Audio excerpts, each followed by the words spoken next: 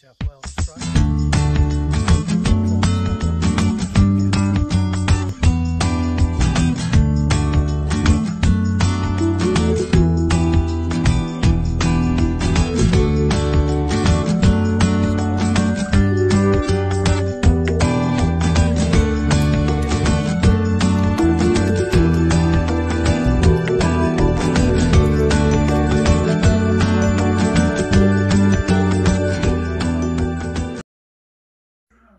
I wonder if that boy's doing his homework. I'll have to go and check. Ricky, are you awake? Oh, Dad, it's you. How you going? Look, I just want to ask if I could get some pocket money early. I wanted to take Dolores out to the movies tonight. Would that be okay? And I know you want me to study for that quantum physics exam, but you know, I haven't passed that the last 17 times I've tried, so what do you think's going to make this one any different? I know you want me to be a rocket scientist, but I just want to be a painter and handyman like you. No, Ricky, you're not going to the movies with Dolores. You're going to knuckle down and pass that quantum physics exam. I want you to be a rocket scientist, okay? Oh, jeez, Dad, you never let me have any fun. What's a boy supposed to do? Who wants to be a quantum physics rocket scientist anyway? Sometimes you make me so cranky I could just punch something. Oops. Oh, sorry, Dad. I'm sure parents of teenage children will have come across this from time to time, the old punch in the wall routine. Now, it looks bad at the moment, but with a few little tips from me, I will show you how to bring this back to a stage where it's ready for painting. So I brought Ricky's sacrificial wall outside. It's something I installed years ago so he could take out his aggressions on a harmless piece of Gyprock that I could easily remove and repair. So what we'll do first is I'll take you around and I'll show you some of the tools we're going to need to repair this damage. Okay, so let's have a run through some of the tools we're going to need. We're going to need various scrapers. You can even use one of these plastic ones. I think they're about $2. You go up to a few different size spatulas. This is a handy item, a Gyprock saw. Buy yourselves one of those if you haven't got one. A piece of Gyprock, a pencil, a bit of scrap timber, a couple of screws. You'll see what happens there. Obviously a couple of mixing containers to mix your plaster up in, and a few other various. You don't need all this fancy stuff, so let's get started with the repair. So this is the area of repair caused by my future rocket scientist, something like that. Now it doesn't look so bad. Well, it does look bad there, but it looks even worse on the other side. Let's turn it around and we can see what happens to Gyprock when you apply blunt force to it. So you can see it's just blowing all the back out. Yes, a bit like a hollow point bullet. So what we're going to do first is we're going to cut out the patch and then we'll make the hole suit the patch. Right, so what we're going to do is get our piece of Gyprock we're going to use as the patch. Just put him up near the hole somewhere, mark him so that you've got enough coverage. Something like that. And you just want to take your Gyprock saw, which I said was a very handy little tool, and just cut it out.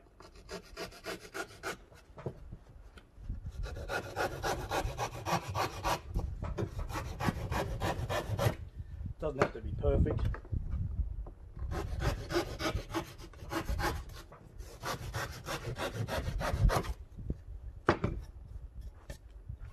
So something like that. Right, so we've got our patch cut out. Now what you want to do is just mark where the top is, just so you know which the top is. Now place it over your hole, get good coverage like that, mark around it. Now there's two ways to cut it out. We can use our Gyprock saw once again. Just go to the line. It's a very fast tool. Or if you've been doing a bit of home shopping on the TV, you can get your renovator tool out, or whatever you call it, multi-tool, and you can use that.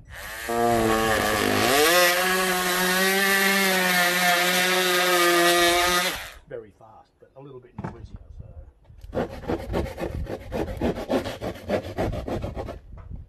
I still like to use the old Gyprock saw.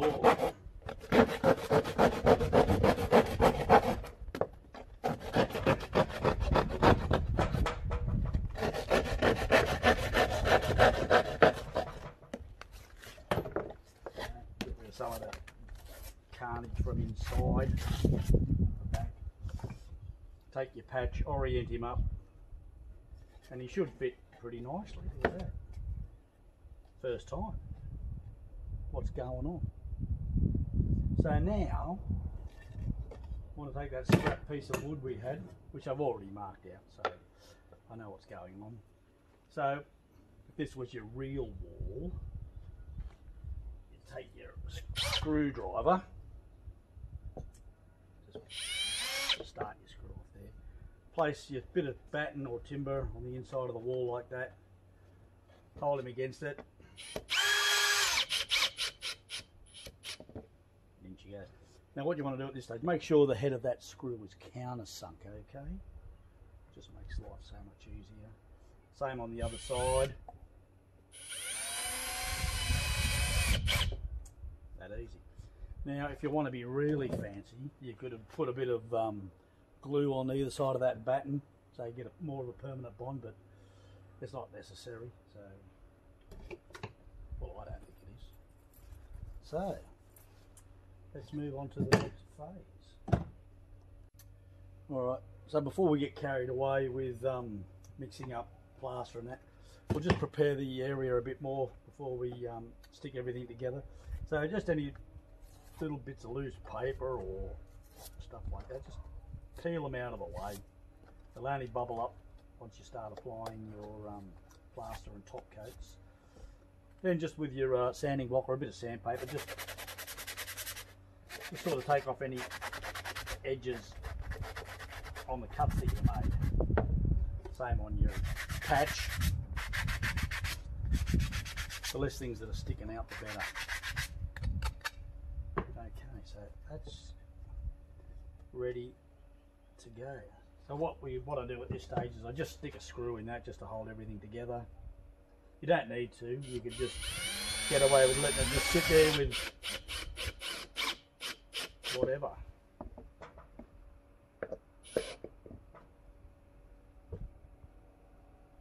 Okay, ready for a bit of tape. So let's take our scraper now and make up a bit of plaster. Now, don't go overboard with it, you're not going to need like kilos of it. So this is just a base coat compound that I use. That's probably enough for this application. So, a little bit of H2O, fancy name for water. Just mix them in just a bit at a time, don't go overboard. You can always add a bit more plaster if you make it too wet, but if you don't make it too wet, you don't have to add more plaster. Just a little bit at a time. It's not a race. Now we're aiming for a nice smooth consistency here. A bit like a cake batter.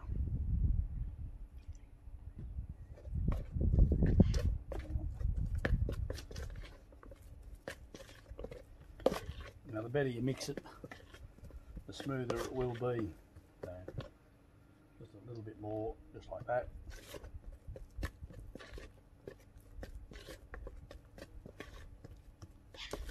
I'd even go a touch more, just like that.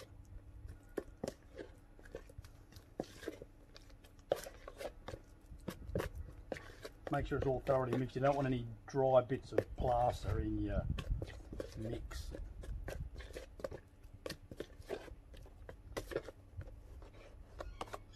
Now if you're wondering what my fancy container is, it's an ice cream container. So,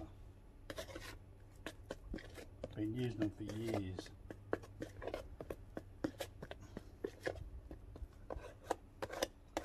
So there we have our mix ready to apply, so let's get taped up. So what we'll do before we tape up, we'll just take our patch back out. Quite a simple process, as you can see. And what we want to do here is just apply a little bit of plaster to the edges just to fill those in, so just like that. It helps the patch bond to everything else.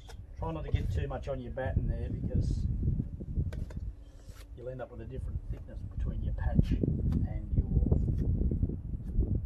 existing wall. So just take that little bit out there, a little bit up the top. Now you've got a bit of working time with this stuff, so like I said, it's not a race. So we'll put our patch back in while we have these arrows as well, so it's just nice and easy to see what goes where. Push that back in like so. Now at this stage you could probably get away without even putting that screw back in if you wanted, but let's just keep everything nice and secure.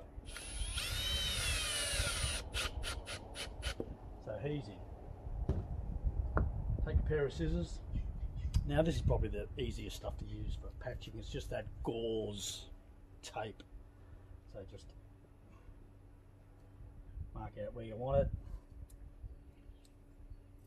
Cut that off. It's got a bit of a sticky side to it, so it just lays on the wall nice like that. Same thing there. Doesn't have to be too accurate, because it's all going to be covered up. Make sure you haven't got any lumpy bits sticking out. So just fill in these little side bits or top bits. Now what you want to do here is make sure that they don't overlap, because then you have two thicknesses of tape. So get it close, put it in like so.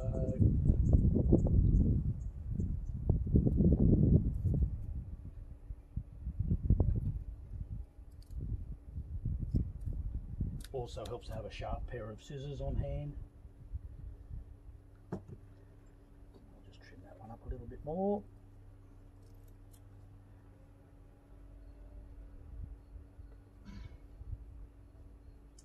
And there we are, there's Bob's your uncle. So just take a scraper, just smooth them all out so they're all nice and flat against the Gyprock. There we go. Now normally I just work straight out of this ice cream container contraption, but I found this the other day in Bunnings, so well, I'm going to give it a go. Mind you, I'm not sponsored by anyone.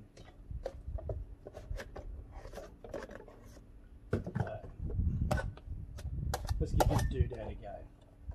So at this stage I just take my smaller scraper that I made the mix up with. Just put a couple of dabs just in the centre like that, just make sure everything's held nicely in place.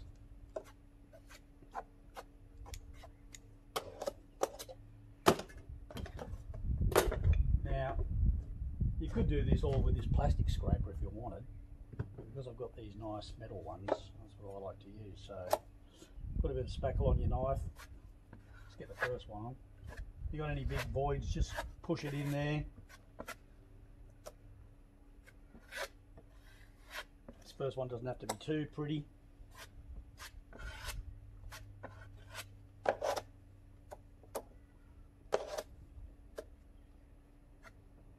So lay your knife over on a bit more of a defined angle like that.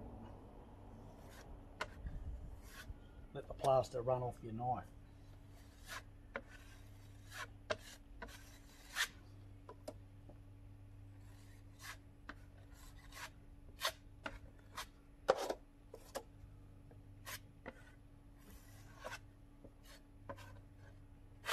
So what we're doing is we're feathering out where we put that tape, so that's why we've come out so wide like that. And you can just run your knife over it. Fill that little bit in there if you want.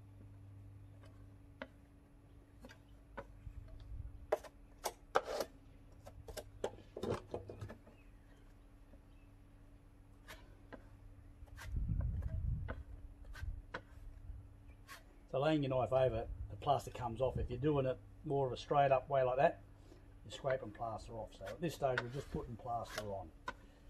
So just smooth it out like that.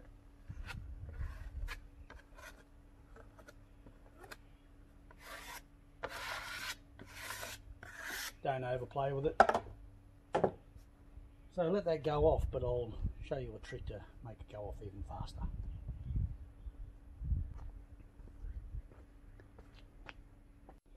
So what we want to do is we want to get our industrial strength hairdryer out now, and whatever you do, don't try and dry your hair with this, otherwise you'll end up bald like me. So turn him on.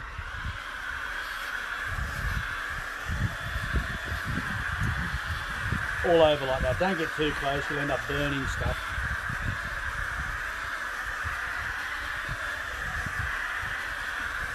So these edges are already pretty dry. But where the that first application was before we put the patch in, that's a bit thicker, so you'll end up seeing moisture areas around there.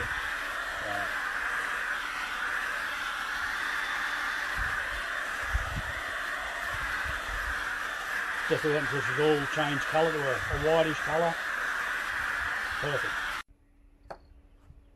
So next stage is we're going to put the topping compound on. I like to use this one. It's nice and smooth, very easy to apply. Just make sure all your scrapers are nice and clean before you start putting this on.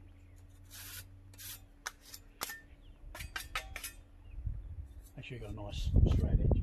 So load up your spatula, some compound, same application as before, nice angle,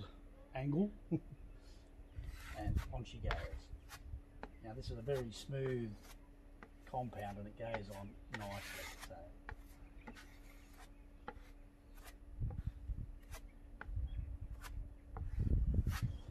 get your compound on. A couple of different directions.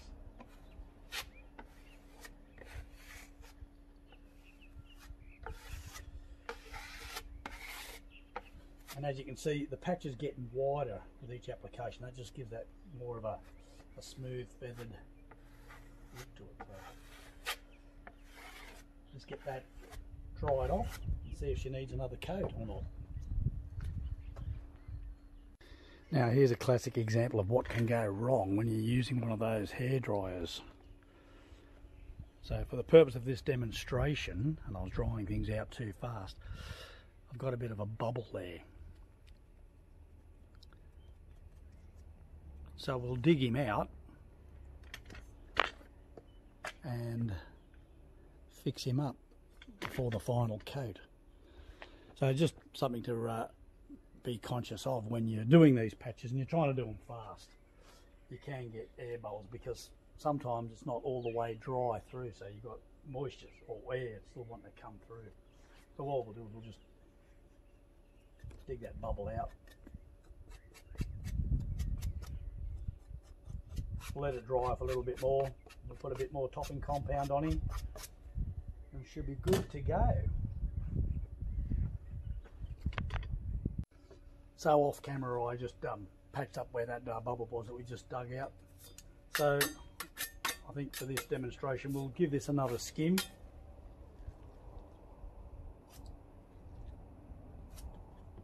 And dry him off, sand him up.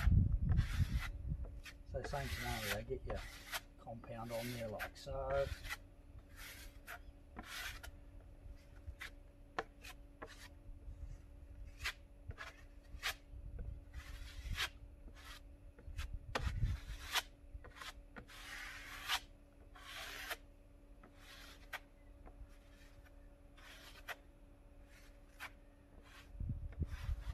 Now, the less lines you have in your finish, the less sanding you have to do.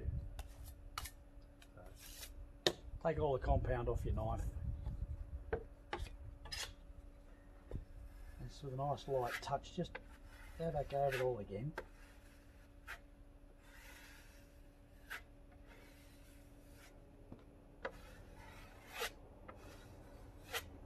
See on this area just there.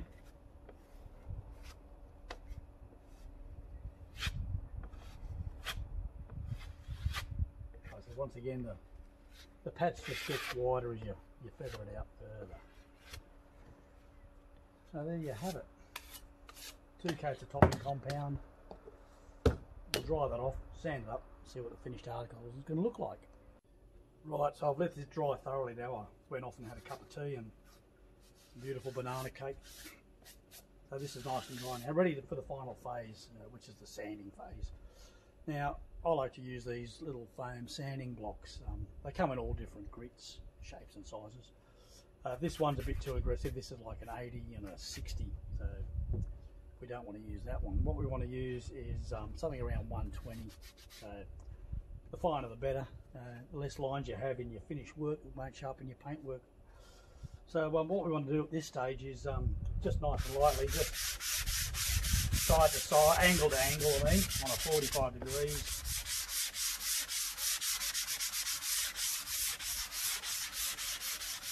Just like that. What we're after here is just to take any high spots and ripples out. Now what we want to concentrate is these edges here where we feathered it out. Now don't forget we've got our tape section here, so I've got plenty of material covering it, so we can afford to be a little bit more aggressive on these edges rather than over where the tape is, because don't forget that's pretty thin. So what we want to do is concentrate feathering our edges out like so.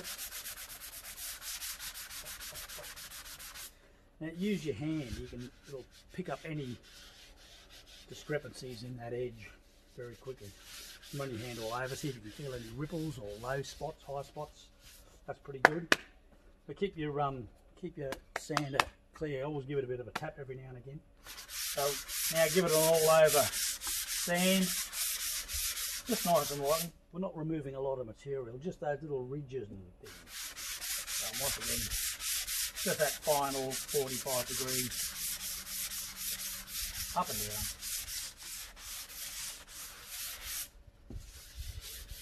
And there we have it, ready for Ricky's next rampage. So just take your time with it.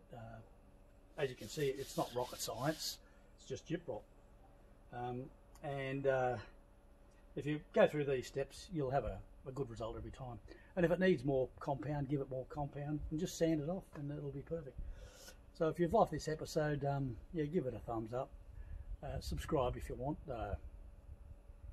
And we'll see you next time for some more exciting DIY. Thanks for watching. Oh, I've just got the results back from my quantum physics science exam. Dad's going to be so excited when he sees this. I've got to go tell him. Dad, I've got something to tell you. Dad, are you there? Can you come here? I've got something to tell you. Quick. Oh, wait till he finds out. What all the commotion about? What's Ricky calling me about now? I'll have to go and see. Ricky, what's all the commotion about? Oh, Dad, you're not going to believe it. I've just passed the quantum physics science exam. I got 51%. I got a C minus. How proud are you? 17 times I've been trying and I finally got it. Now I can go to rocket science school just like you've always wanted. That's great news, Ricky. A C minus. I'm so proud of you, son. Off to rocket science school you go. You'll probably graduate by the time you're 57.